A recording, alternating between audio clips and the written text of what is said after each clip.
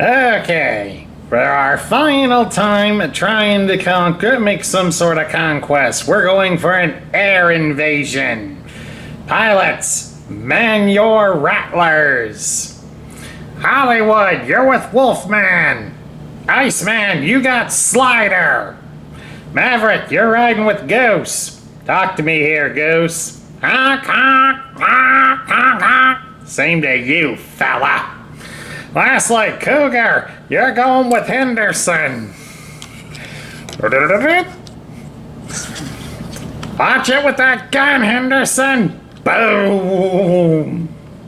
Oh, Henderson.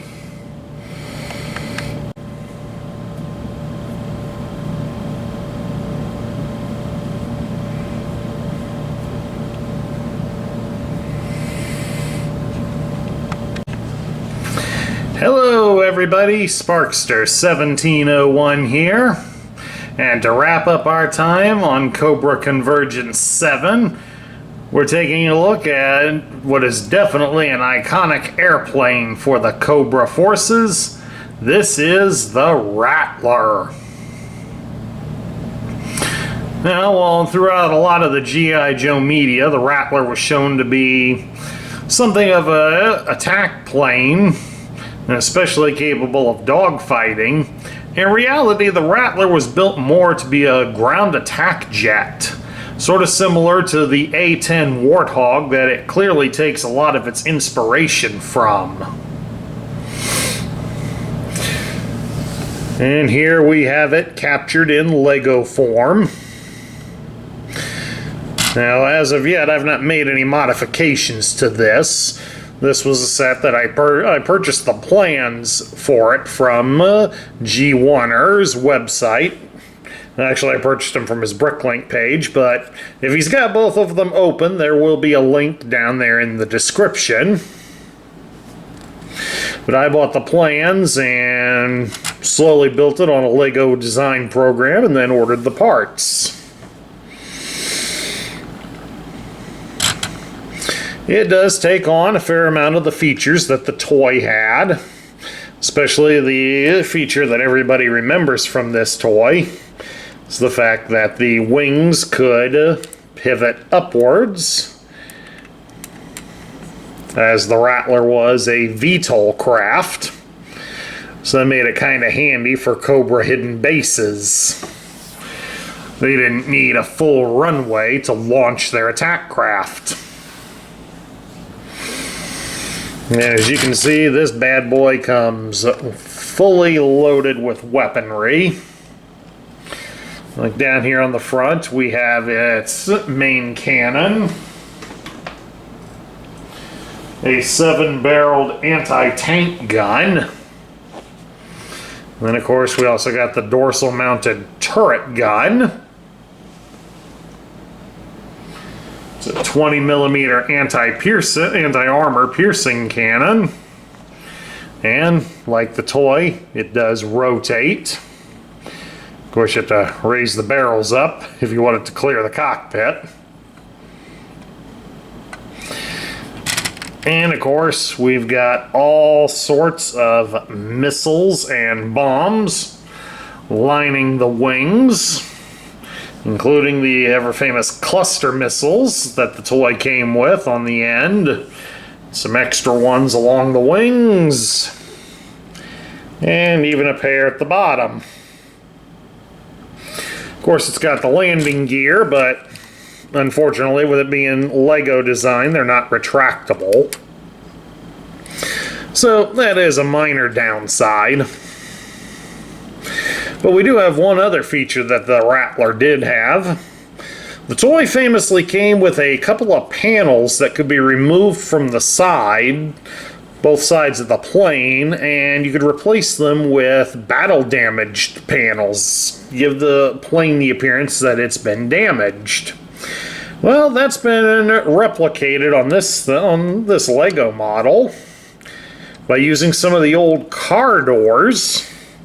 You can open up these panels to expose the interior of the plane. There's one over here. One of the rockets fell off. And then there's another one back here, so it's got it on both sides. Get this reattached. Then it's going to fight. It's not easy to do like this. Hold on a second. Okay, we got that back on. Closed up all the panels.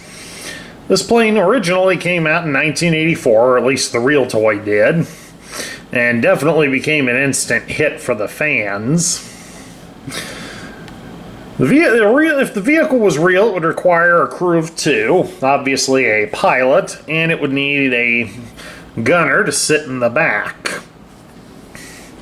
Unfortunately, the way this one is currently designed, there is no room in here, up here in the gunnery seat. There's no room up in here for even a minifigure's head. Now, there might be room for just the head, but it couldn't have any headgear or anything.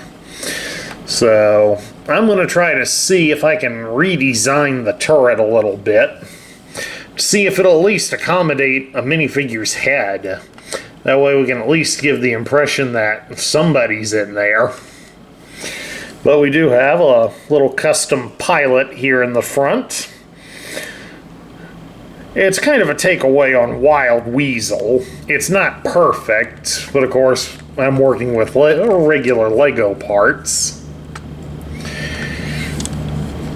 It's not perfect, but I did find a set of legs that had decorations on them that kind of resembled the maps that Wild Weasel would have had on his legs. Unfortunately, they're in a darker shade of red. You probably can't tell that from the camera, but they are in a darker shade of red, so they don't really match.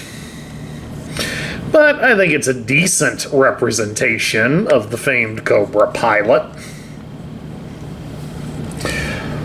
All in all, I like how the Rattler turned out. It does resemble its counterpart pretty well, save for being in a brighter shade of blue. But that can't necessarily be helped.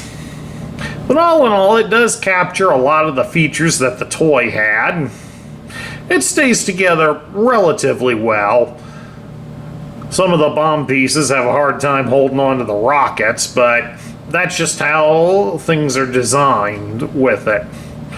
But all in all, if this is something that any of the fans would want, like for the G.I. Joe role-playing game, this is definitely something that'll make for a fun accessory to battle. At any rate, that's my review of a Lego-built Cobra Rattler. I hope you all enjoyed it. Please do remember that if you like the content we feature on my channel, which is normally Transformer reviews, but we like doing these too, please remember to like, share, comment, and subscribe. This is Sparkster1701 saying I will catch you all later.